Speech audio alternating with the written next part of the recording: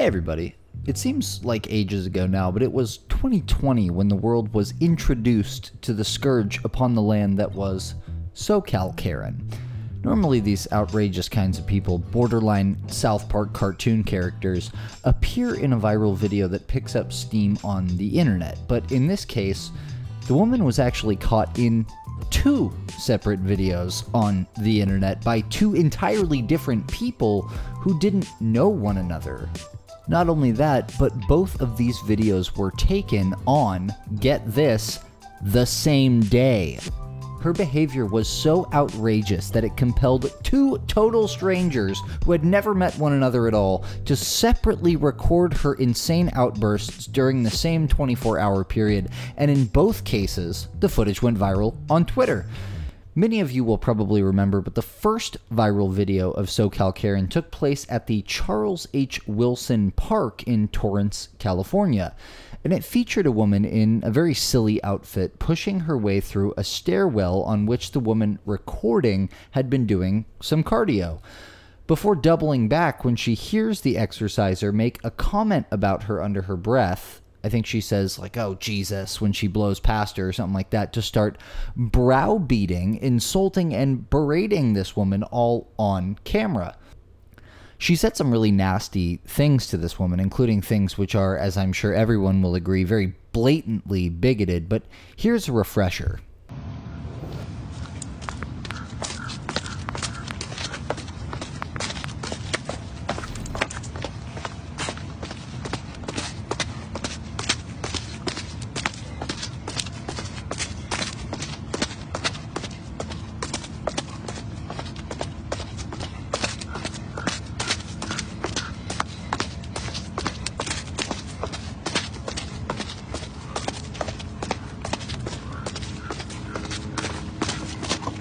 Jesus.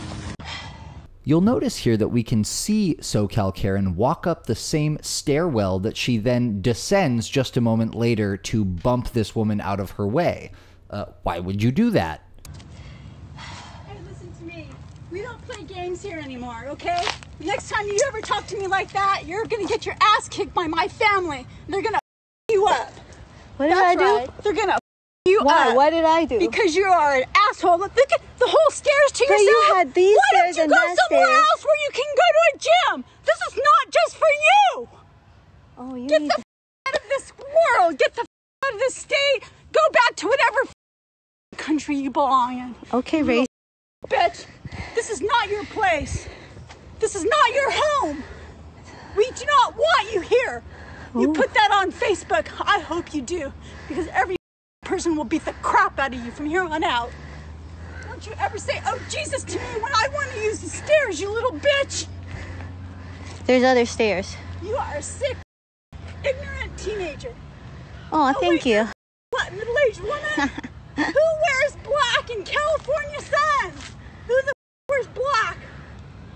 Are you an idiot? You wear black in California sun?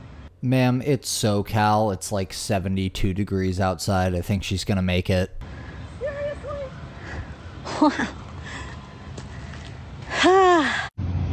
Did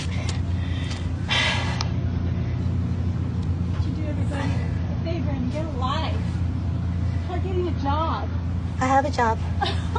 What, exercising on the stairs? No, I do have a job. You are a Where's your job?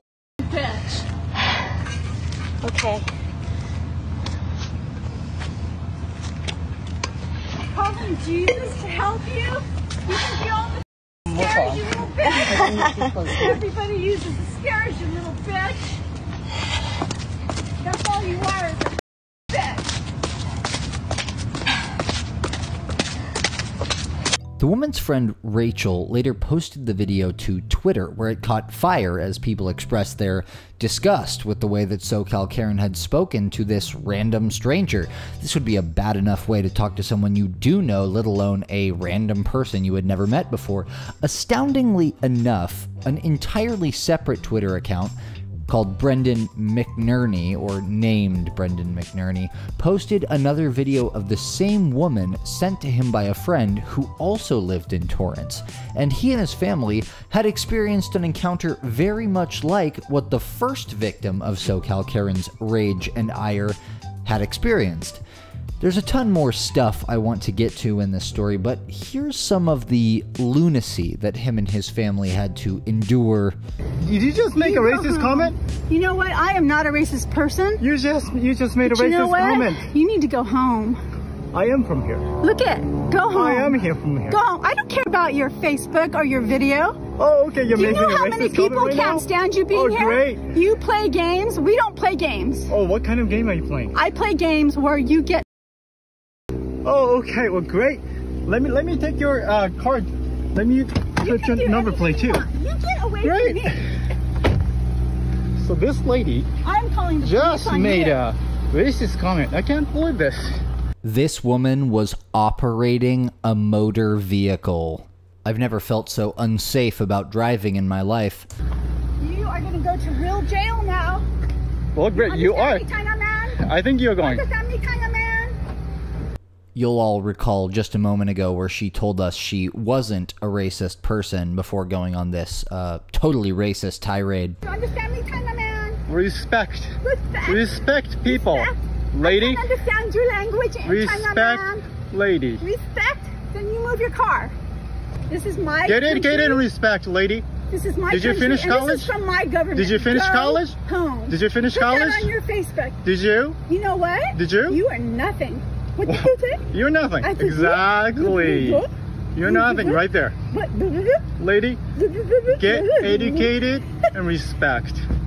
The combination of these two absolutely unbelievable encounters going viral on Twitter set off a manhunt like no other, and not only that, but the police complaints filed that day by I think both parties had caused the police department to seek her identity as well. But in said fervor, the hordes of armchair sleuths on the internet actually misidentified this woman entirely, leading to harassment, rather aggressive harassment of both her and her family online that caused at least enough of a headache to appear on television to clear the air. We met Vicki Weibel tonight, and she tells us she can't understand how anyone could mistake her for the suspect. But for whatever reason, a lot of people did, posting her name, address, even family photos on social media. And it spread like wildfire.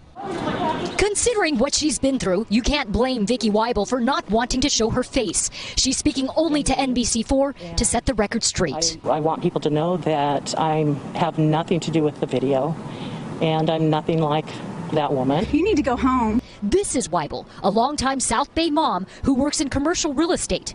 Yet thousands of people misidentified Weibel on social media. This post calls her a huge racist. There were a couple that said, you know, I hope you get yours. We're coming after you. It was very hurtful. And I actually wanted to reply to everybody.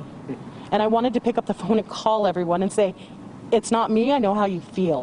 Weibel just wants to move on with her life. I do live in this community, my family lives here, my friends, and I'd like them to delete it and just move on. Her voice is so muffled while she's talking that I like to think she was actually facing forward in that interview, and she's just very hairy. So yeah, the wrong person was identified mistakenly, and she got harassed quite a bit. So I just wanted to clear up that that is not Vicki Weibel. 2 days after the incident took place, on June 12th, the police held a press conference revealing the true identity of the suspect and pleading with the public to stop targeting the misidentified Vicki Weibel. On June 10th, the Torrance Police Department became aware of social media posting of what many have referred to as right now the racial rant. The video captured an older female suspect yelling racial slurs, profanities, and threats while the victim was conducting her workout on a staircase in Wilson Park. Since our department became aware of this on social media, our investigators worked until we successfully identified the victim who was depicted in the video. Once we were able to identify the victim, a crime report was taken. While our detectives were working on this incident, we became aware of another person who was victimized in the same manner, and in fact, that same day, while he was out with his family at Wilson Park. A crime report was taken in that incident shortly after it occurred, which means that at that point, right after it occurred that morning, that male victim contacted us right away and a report was taken. I would like to now take some time to clear up what's been posted on numerous media platforms. Erroneous, inaccurate information. Number one, the suspect's name is not Vicky Weibel, and there is no indication to suspect that her children, Miss Weibel's children, work for the Torrance Police Department or any other local law enforcement agency. I want to make that really clear because this woman, whoever she is named Vicky Weibel, now has her name all over the media associated with this horrible matter. The former mayor of Torrance then steps up to the podium to tell everyone just how seriously they're going to take prosecuting this woman to the fullest extent of the law, which will come back into play later on in the story when we examine what actually happened to her after all of this. We have a well-managed city. I have the very best police department, not just in Southern California, but all over the United States of America, the most professional team of investigators. And as soon as they got involved in this, when a crime report was made, they delved in and went for the pure facts, not speculation, not hearsay, but the real facts. And they have developed a suspect now who will be found and prosecuted to the full extent of the law. If she violated any crimes, whether local, state, or federal, she will be prosecuted for that. And I hope if there are any other victims out there, and I really hope there are no other victims, but if they are, I would hope that they come forward and let us know, because conduct like this, as I said, is totally inappropriate, not just in Torrance, but any place. The real culprit's name was actually 56-year-old Lena Hernandez, a retired former social worker of all things. And as it turns out, these incidents were just the tip of the iceberg. By July 5th, Lena Hernandez had been arrested and charged with battery. But here's the kicker. Lena was being charged with battery not for the Charles Wilson Park incidents, either one of them. She was being charged for another incident that had taken place clear back in October of 2019, a little less than a year before these new incidents had even happened. Apparently, Lena was accused of pushing and striking a woman named Casilyn Salmineo at the Del Amo Mall in an incident that took place in the restroom of all places. It also involved a custodian. Now, apparently, Torrance police chose at the time not to arrest Hernandez, but instead turned the investigation over to the city prosecutor's office. It looks like they didn't bother doing anything about it, though, until her crazy behavior had resurfaced a year later. Anyway, Salmineo, the woman who claimed to be a victim of the bathroom attack, actually went on an episode of a small-time podcast called The May Lee Show about 3 years ago for a whopping, I think, like 20 minutes to talk about what happened. I obviously won't play all of that for you here, but this is a snippet of the juicy details she revealed during that interview. Tell me exactly what happened on October 11th, 2019. So I was just using the restroom at the Del Amo Mall, and Lena Hernandez was using the same restroom as I was. Okay. The custodian comes in, does her duties. While I'm washing my hands, she's pushing open the doors to make sure the restroom's clean.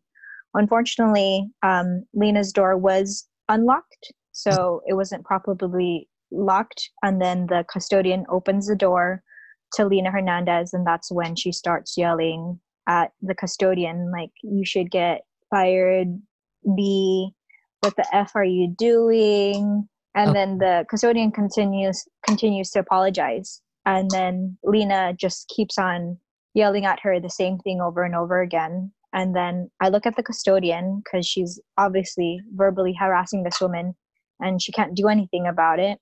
So that's when I step in and yell at Lena Hernandez and say, "You need to stop that. You're being rude." Okay. So she comes out of her bathroom stall, and then that's when she walks up to me and then shoves me down to the floor. I actually fall down to the floor. Did she say anything to you at that point, or she just physically pushed you right away? I think from what I remember, she came out and she said, "You shut up," and then pushed me down to the floor. Wow. Yeah. To the point where you fell on the floor, right? And tell me, like, physically what happened to you. Yeah. So I remember her putting her hands on me, on my upper body. Okay. And shoves me down to the floor, and I fall on my back. Wow. And then I'm looking up at her from the floor, and she's pointing down at me saying, "You better not get the F up or else." Wow.